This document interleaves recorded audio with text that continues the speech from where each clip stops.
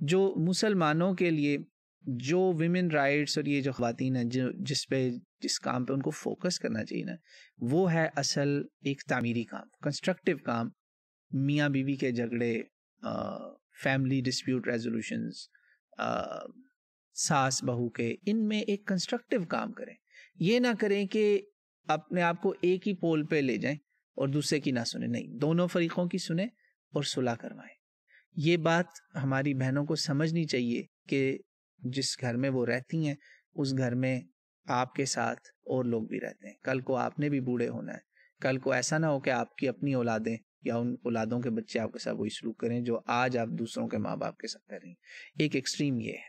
दूसरी एक्सट्रीम ये है कि मर्द हजरात कहते हैं कि आपने मेरी अम्मी को रोज़ दबाना भी है, आपने मेरी अम्मी की गालियाँ भी सुननी है, आपने मेरी अम्मी की मार भी खानी है, आप शायद चूल्हे में भी जला दी जाएं, आपको शायद जहर भी दे दी जाए, ये सब कुछ होना है, आप वो बर्दाश्त करें। नहीं, ये जुल्म इस्लाम में नहीं है। ये एक और एक्सट्रीम है। और ज़ाहिरी बात है दूसरी एक्सट्रीम ये है कि हमारी बहनें आजकल अपने ससुर को या सास को पानी का गिलास भी अपने हाथ से देना तौहीन समझती हैं। लानत हो इस किस्म की बदबख्त और गुमराह नस्ल की गुमराहियों पर। इन गुमराहियों पर मैं लानत भेजता हूँ। यार, आप गैरों को सबीलें लगा लगा के पानी देते हैं, और जिस घर में आप रहते हैं, जिस ससुर के साथ आपका हज जायज़ है, आप उसको पानी देना नहीं पसंद करेंगी। ये दूसरी एक्सट्रीम है। देखें, सोसाइटी पोलराइज हो चुकी है, एक एक्सट्रीम उधर है, एक उधर है। इस गुनाहगार का काम है, मैं चाहता हूं लोग दरमियान में आए। Truth lies in the middle of two extremes. इसको दीन की रोशनी में देखें। जब अल्लाह ने और अल्लाह के रसूल ने कह दिया और बहन ने वो घर अपने माँ बाप का छोड़ के नया घर अपनाया है, तो उस फैमिली स्ट्रक्चर को देखें। बाखुदा मैं आपको बता रहा हूँ, मगरबी ममालिक में इस फैमिली स्ट्रक्चर को लोग तरस रहे हैं।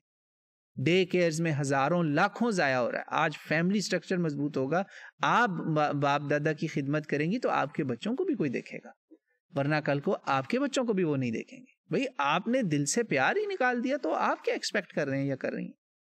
तो इसमें भाई भी अपनी इस्लाह करें कि बीवियों पर इतना भी बोझ ना डालें कि वो उस बोझ तले पिस ही जाएं, उनकी कोई आवाज़ ही ना हो। उनके हकूक़ का भी पूरा पूरा ख्याल रखें ना। और इसमें ये जो NGOs हैं, आप नोट करें, ये जितनी NGOs हैं, ये ख़वातीन मार्च, ये वो, इनको कोई अपने घरों में क्यों नहीं घुसने देता। प्रॉब्लम ये कि ये घर बजाय सही करने के उल्टा ख़राब कर देती।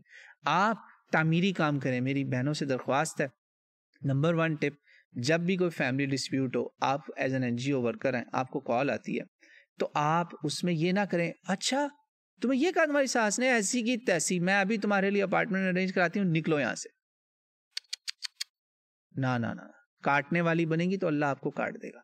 क़ाता रहम जो है ना, वो बहुत बड़ा लानती शख्स है, चाहे वो मर्द हो चाहे वो औरत हो, डज नॉट मैटर। आपने कहा ना, मैं देखो बहन आ रही हूँ, हम आपकी सुलह करवाएंगे, मतलब सुनेंगे, दोनों की बात सुनेंगे, दोनों फरीकों को देखेंगे, दोनों को पहले अलग अलग सुने। देखिए, काउंसलिंग के कुछ तरीके होते हैं। ये मगरबी ममालिक में तलाक इतनी मुश्किल हो गई है, तो ये वेस्टर्न कंट्रीज में बता रहा हूँ जो गैर मुस्लिम है, सेक्युलर वैल्यूज पे उन्होंने कवानीन बनाए हुए हैं, डाइवोर्स मैटर्स को वो प्रोलॉन्ग करते हैं, जल्दी नहीं कंडक्ट करवाते। वजह है ना, जज्बात ऊपर हैं, ठंडे होंगे, आहिस्ता आहिस्ता सभी को समझ आ जाती है एक दूसरे की। तो आप जो बहनें, आपके लिए मेरी दरख्वास्त है, जो किसी NGO में काम कर रही हैं, किसी मोहल्ले में आपके पास लोग अपने मामलात लेके बहनें आती हैं, आप उनके घर ना तोड़ें और ना ही उनको बिला वजह जोड़ें ऐसी जगह जहां बिल्कुल ही जुड़ना मुश्किल है। आप दोनों तरफ की पहले सुने। हजूर सल्लल्लाहु अलैहि वसल्लम ने हज़रत अली को नसीहत की थी जब उन्होंने यमन का काजी उन्हें बना के भेजा था, काजी या गवर्नर। काली कभी भी दोनों साइडों के सुने बगैर फैसला ना करना। मैं बात करूं, जब आपको फैसला करना है ना, आप दोनों की सुने, दोनों की सुने, और एक दूसरे की जाके ना बताएं वो तो तेरे बारे में ये कह रही थी, वो तो तेरे बारे में ये कह रहा था। नहीं, दोनों की सुने, तहम्मुल से 2 रकात नफल पढ़ें और उनके बीच में फिर कोई फैसला करें, अल्लाह से मदद मांग के।